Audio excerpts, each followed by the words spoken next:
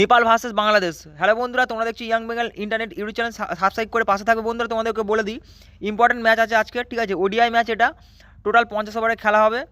আর কে জিতবে তোমরা কমেন্ট বক্সে কমেন্ট করে জানাবে। বাংলাদেশও জিততে পারে, আবার হচ্ছে নেপালও জিততে পারে, কনফিউশনের ব্যাপার আছে। কিন্তু আমি আজকে বলে দিই বন্ধুরা তোমাদেরকে, সম্পূর্ণ নেপালে আজকের টিমটা কিন্তু স্ট্রং মনে হচ্ছে।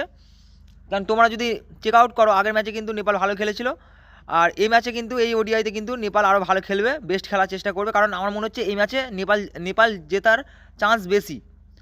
আমি বলবো 80% নেপাল জিততে পারে, আর 20% রাখবো হচ্ছে বাংলাদেশ। তোমাদের কি মনে হয় যে কে জিততে পারে? তোমরা কমেন্ট বক্সে কমেন্ট করে জানাবে বন্ধুরা। বলে দিই, এখানে ক্যাপ্টেন করলাম হচ্ছে এস ইয়াদবকে, বিশেষ করে নেপালের মেন যে অলরাউন্ডার সেকশন থেকে দেখতেই পাচ্ছি, এস ইয়াদবকে আমি ক্যাপ্টেন করলাম। আর এ হাকিমকে কিন্তু আমি করলাম ভাইস ক্যাপ্টেন, যেটা বাংলাদেশের অলরাউন্ডার সেকশনে পড়ছে। আর এখানে টার্ম কার্ড বলতে বন্ধুরা এইজ হামিনকে কিন্তু টার্ম কার্ড আমি বলবো, কারণ কি নেপালের এই বলারটা কিন্তু উইকেট নেবে, ঠিক আছে? তোমরা চাইলে ক্যাপ্টেনও করতে পারো বোলিং সেকশন থেকে এইজ হামিনকে, কারণ কি 10 ওভার বল করছি, 10 ওভার বল করা মানে উইকেট নেবেই সে, গ্যারান্টি। আর এটা হচ্ছে বন্ধুরা তোমাদের বলে দিই, এই ম্যাচে কিন্তু সম্পূর্ণ অ্যানালাইসিস করে কিন্তু টিমটা বানিয়েছি। তোমরা চাইলে আমার মতো সেম টিম বানাতে পারো বা চেঞ্জ করতে পারো, তোমাদের উপর নির্ভর।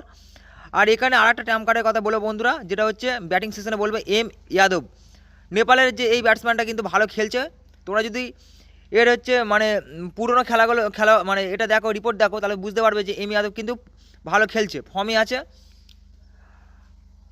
এটা কিন্তু তোমরা রিস্ক হিসাবে তোমরা ক্যাপ্টেন ভার্সনটা করবে, সম্পূর্ণ আমার মতো টিম বানাতে হবে তার কোনো মানে নেই বন্ধুরা। তোমরা চাইলে চেঞ্জ করতে পারো, ঠিক আছে? জ্ঞান লিগ জিততে গেলে এইভাবে করতে হয়। এটা কিন্তু সম্পূর্ণ জ্ঞান লিগের উপর ভিত্তি করে কিন্তু টিমটা বানানো হয়েছে। জ্ঞান লিগ টিম বন্ধুরা, মেগা জ্ঞান লিগে তোমরা যারা যারা পার্টিসিপেট করবে, সেই দিক থেকে কিন্তু আমি সম্পূর্ণ একটা টিম বানালাম। আর তোমরা চাইলে আমার মতো সেম টিম বানাতে পারো, ঠিক আছে? দেখো এখানে যে সমস্ত বলার আছে, সমস্ত করা বলার বন্ধুরা সব কিন্তু ইম্পর্টেন্ট, ঠিক আছে? কারণ 10 ওভারের খেলা দুদিক থেকে কিন্তু মানে সম্পূর্ণভাবে অ্যানালাইসিস করে কিন্তু টিমটা বানানো হয়েছে।